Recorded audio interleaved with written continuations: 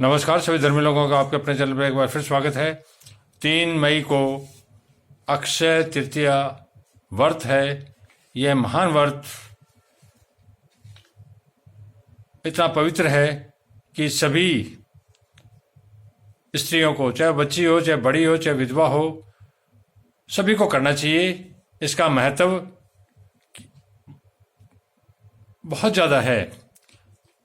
अब अक्षय तृतीया व्रत के विधान से पहले मैं तृतीया कल्प का प्रारंभ, गौरी तृतीया व्रत विधान और उसका फल, अर्थात ये गौरी तृतीया व्रत कहलाता है। मैं इसका पूरा वृतांत आपको जो पौराणिक है, जो पुराणों में दिया गया है, जैसा दिया गया है वैसा आपको बता देता हूं, ताकि आप इसको विधि विधान से कर सकें। तृतीया कल्प का प्रारंभ, गौरी तृतीया व्रत विधान और उसका फल। सुमंतु मुनि ने कहा, राजन जो स्त्री सब प्रकार का सुख चाहती है, उसे तृतीया का व्रत करना चाहिए। जो भी माँ बहन हर प्रकार का सुख चाहती हो, उसको तृतीया व्रत जरूर करना चाहिए। उस दिन नमक नहीं खाना चाहिए। इस विधि से उपवास पूर्वक जीवन पर्यंत इस व्रत का अनुष्ठान करने वाली स्त्री को भगवती गौरी संतुष्ट होकर रूप, सौभाग्य तथा लावण्य प्रदान करती है। इस व्रत का विधान जो स्वयं गौरी ने धर्मराज से कहा है, उसी का वर्णन मैं आपको करता हूं, उसे आप सुने। भगवती गौरी ने धर्मराज से कहा, धर्मराज, स्त्री पुरुषों के कल्याण के लिए मैंने सौभाग्य प्राप्त करने वाले व्रत को बनाया है। जो स्त्री इस व्रत को नियम पूर्वक करती है, वह सदैव अपने पति के साथ रहकर उसी प्रकार का आनंद का भोग करती है जैसे भगवान शिव के साथ मैं आनंदित रहती हूँ। इस व्रत को करने वाली जो भी स्त्री है, वह माता पार्वती और शिव के साथ जो भोग भोगती है, वही भोग सामान्य स्त्री भोगेगी।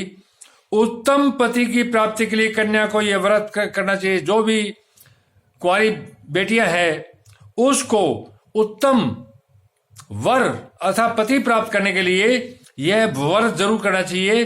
व्रत में नमक न खाएं, स्वर्ण की गौरी प्रतिमा स्थापित करके, अर्थात सोने की मूर्ति, तो जो जिनके पास साधन नहीं है वो चांदी की बना सकता है या मिट्टी की भी बनाई जा सकती है। स्वर्ण की गौरी प्रतिमा स्थापित करके भक्तिपूर्वक हो, एकाग्रचित हो, गौरी का पूजन करें। अर्थात गौरी का जो पूजन है, माता का जो पूजन है, वो मिट्टी की मूर्ति, जैसा आपका सामर्थ्य है उसी हिसाब से आप कर सकते हो, लेकिन गौरी प्रतिमा को स्थापित जरूर करना है।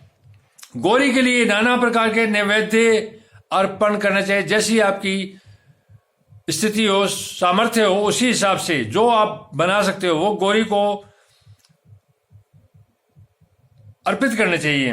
रात्रि में लवण रहित भोजन करके, रात को बिना नमक के भोजन करके स्थापित गौरी प्रतिमा के समक्ष ही शयन करें। जहां गौरी की प्रतिमा स्थापित की गई उसके पास ही आप नीचे शयन करें, जमीन पर।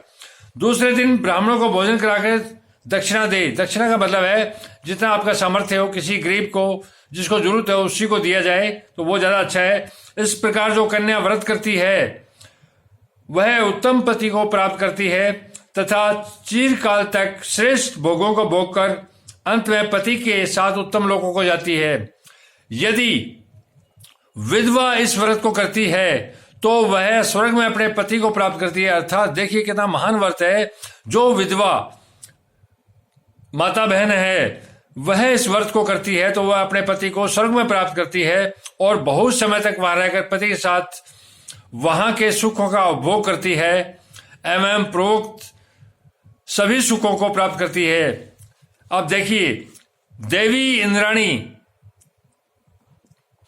जो स्वर्ग के राजा हैं, इंद्र, इनकी पत्नी देवी इंद्राणी ने पुत्र प्राप्ति के लिए इस व्रत का अनुष्ठान किया था। इसके प्रभाव से उन्हें जयंत नाम का पुत्र प्राप्त हुआ था।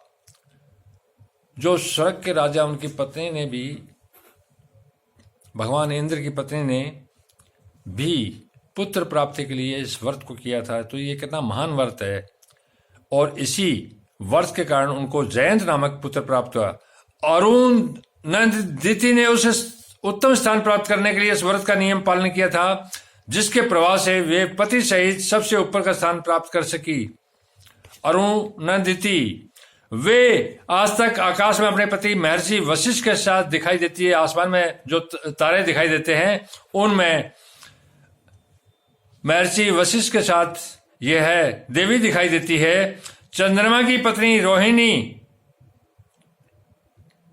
ने अपनी समस्त सहपत्नियों को जीतने के लिए, जो चंद्रमा की बहुत सी पत्नियां हैं, और जो रोहिणी पत्नी है उसने अपनी समस्त जो दूसरी उसकी पति की जो पत्नियां थी, जो उसकी सौतें थी, उनको जीतने के लिए बिना लवण खाए इस व्रत को किया ताकि वे अपनी सभी सहपत्नी, उन सोतों में सबसे प्रधान तथा अपने पति चंद्रमा की अत्यंत प्रिय पत्नी हो गई।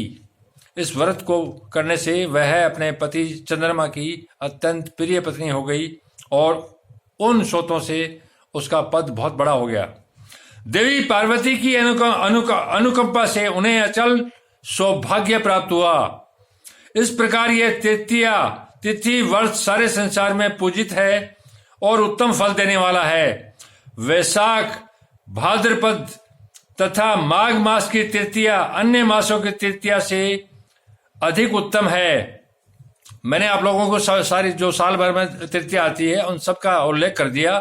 यही तृतीया कल्प का महामात्य है, जिसमें माघ मास तथा भाद्रपद मास की तृतीया स्त्रियों को विशेष फल देने वाली है। वैशाख मास की तृतीया सामान्य रूप से सबके लिए है, यह साधारण तृतीया है। माघ मास की तृतीया को गुड़ तथा लवण का दान करना स्त्री पुरुषों के लिए श्रेयकर है। भाद्रपद मास की तृतीया में गुड़ के बने अपूवों, मालपुओं का दान करना चाहिए। भगवान शंकर की प्रसन्नता के लिए माघ मास की तृतीया को मोदक और जल का दान करना चाहिए। वैशाख मास की तृतीया को चंदन मिश्रित जल तथा मोदक के दान से ब्रह्मा तथा सभी देवता प्रसन्न होते हैं। देवताओं ने वैशाख मास की जो 3 मई 2022 को अभी आने वाली है, 3 दिन बाद, देवताओं ने वैशाख मास की तृतीया को अक्षय तृतीया कहा है। इस दिन अन्न, वस्त्र, भोजन, स्वर्ण अर्थात सोना और जल आदि का दान करने से अक्षय फल की प्राप्ति होती है। दान के लिए मैं बता दूं, जैसा आपका सामर्थ्य हो उस हिसाब से, चाहे थोड़ा दिया जाए, कम दिया जाए, चाहे सोना दिया जाए, चाहे चांदी दिया जाए, चाहे लोहा दिया जाए, चाहे आटा दिया जाए, जैसी सामर्थ्य हो उसी हिसाब से ही आप, ये दान का मतलब है। हर आदमी के लिए नहीं है कि वो सोना ही दे या चांदी दे। आदि का दान करने से अक्षय फल की प्राप्ति होती है। इस दिन जो भी दान माँ बहनें करेगी उसे वो कभी खत्म नहीं होगा और वो हजारों गुना होकर लौट कर आपके पास आएगा। आदि का दान करने से अक्षय फल की प्राप्ति होती है। इसी विशेषता के कारण इस तृतीया का नाम अक्षय तृतीया है। इसी विशेषता का नाम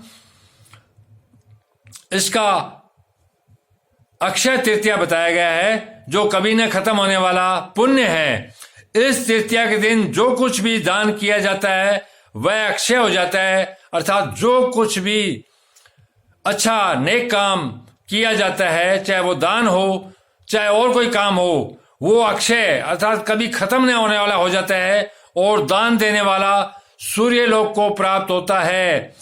इस तिथि को जो उपवास करता है वह रिद्धि, वृद्धि और श्री से संपन्न हो जाता है, अर्थात इससे इस व्रत को करने वाला, चाहे वो स्त्री हो चाहे पुरुष हो, वह रिद्धि, वृद्धि और श्री से संपन्न हो जाता है, अर्थात समस्त संसार की जो भी शक्तियां उसको प्राप्त करनी है वो सारी प्राप्त हो जाती है।